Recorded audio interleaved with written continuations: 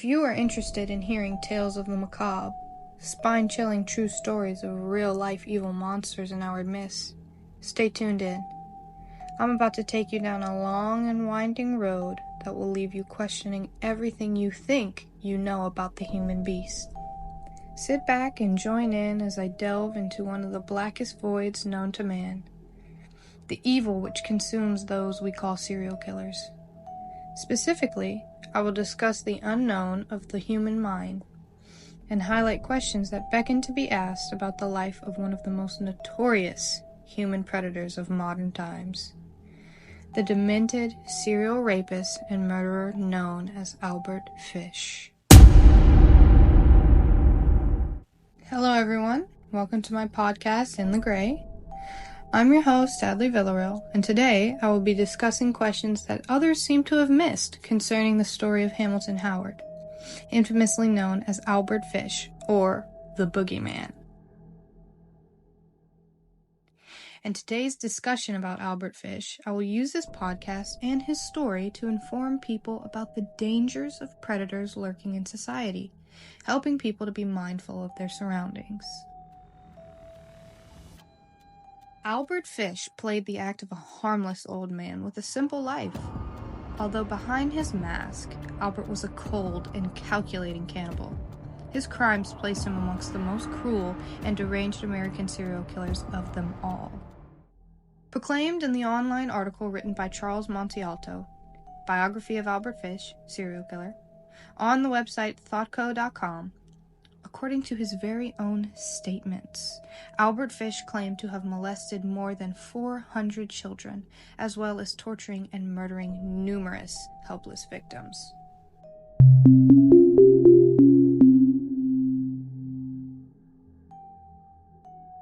Moreover, discussed by Charles Montalto on thoughtco.com, Hamilton Howard, aka Albert Fish, was born in Washington, D.C., United States, on May 19, 1870.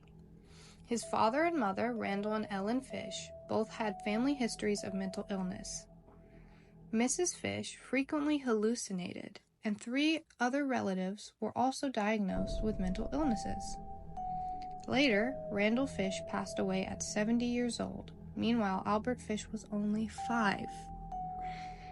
The age gap between his parents is often seen as a conflicting problem for Albert Fish. During the time his mother abandoned him and he went to live in an orphanage, Fish began to experience brutality, which sparked his fascination with pain as pleasure. At some point during his time at the orphanage, Fish started to sexualize the pain he suffered and began fantasizing about causing pain to others, which also brought him sexual gratification. Some contend that this was the point in his life where he became a serial killer in the making, as most serial killers have a pain/pleasure aspect with their victims. Truly, it is an anomaly to think that so many serial killers were surrounded by pain and cruelty in ways their minds couldn't comprehend fully, which in turn taught them disgusting obsessions with violence. But other people have grown in the same painful and cruel environment, and those people are not out committing serial murder. When will science tell us why it is this way? And why haven't they found the answer yet?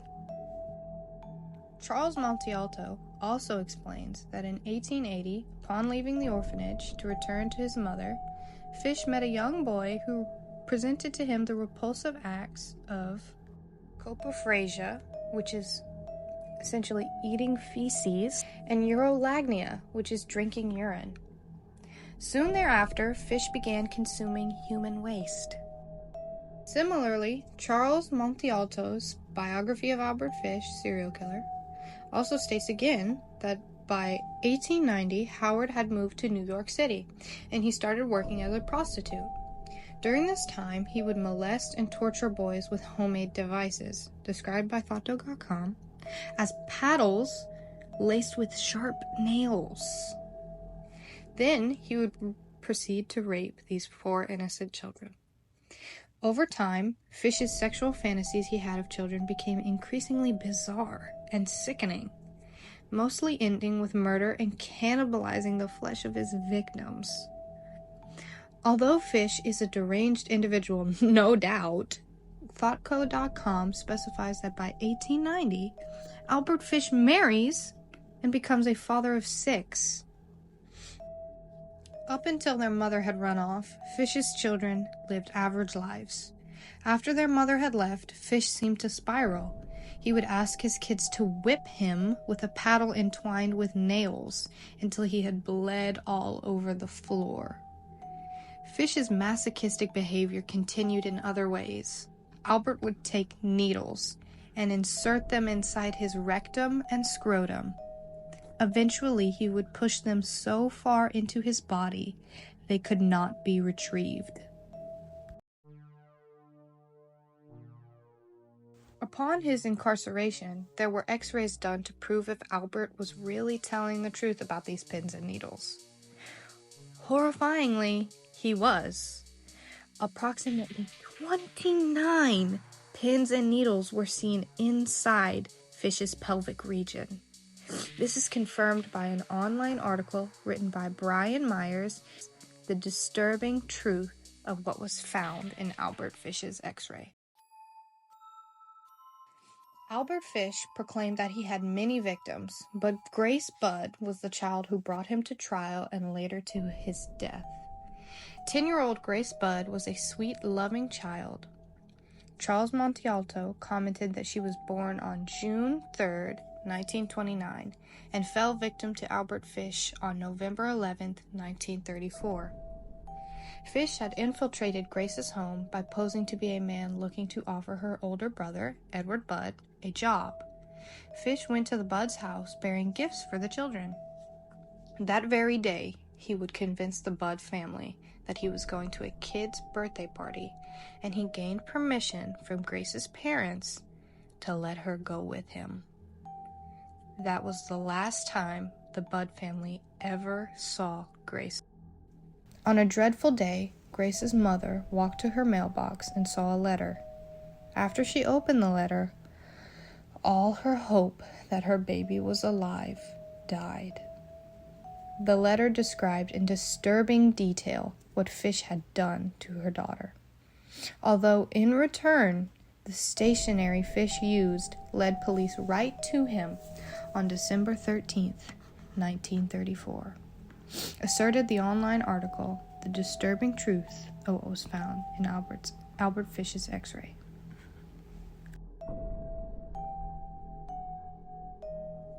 During Fish's trial, psychiatric doctors presented evidence showing that he was not mentally fit to stand trial, but the court deemed him sane. Now, I don't know if they would have done that if they knew at the time that he was eating feces, but anyway. After hearing all the evidence, the jury convicted Fish and sentenced him to death by execution. Albert Fish died in the electric chair in January of 1939, and rumor has it that the metal in Fish's body from the pins and needles short-circuited the electric chair just before he died. Even after nearly 100 years from the time Albert Fish was convicted of his crimes, we are no closer to determining a factual conclusion as to why killers commit such heinous acts. There has always been one common factor found in serial killers, identified as trauma. However, there are other people who have lived through violent trauma and do not end up committing unconscionable acts against others. Psychiatric and forensic scientists have tried to make sense out of the evidence found in years of studying these perpetrators, looking at their brains and CT, MRI scans, and autopsies, yet no conclusive explanation exists. Perhaps the answer doesn't lie in the minds of these predators. Maybe the answer lies in their hearts. Could the answer be somewhere in the supernatural, in what is determined to be the source of good and the source of evil? Until such time, each person takes a chance where they encounter another person. How can one ever really know the person sitting next to them? Good luck, and until next time, stay safe out there.